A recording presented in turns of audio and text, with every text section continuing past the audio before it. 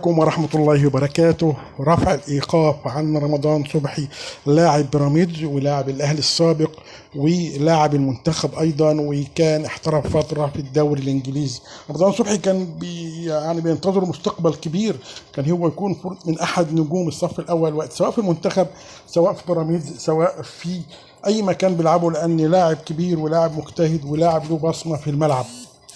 فجأة الامور تغيرت تماما، واتضح ان هو على كلام التحاليل بياخد منشطات، والنهارده للاسف اترفع الايقاف عنه فجأة. ومن حق اللاعب انه يشارك مباراة الاهلي القادمة اللي هي هتكون عنق الزجاجة بين الاهلي وبين بيراميدز، اللي هيفوز فيها اعتقد يفوز بنسبة كبيرة بالدوري. هل يحق رمضان صبحي انه يرفع قضية على لجنة المنشطات بحيث ان هو بقاله فترة ما لعبش في نادي بيراميدز وكان مؤعد ومؤثر كمان، وكان ايضا كان ممكن ينضم للمنتخب في الفترة اللي فاتت؟ هنشوف الايام القادمة مخبية ايه في قضية رمضان.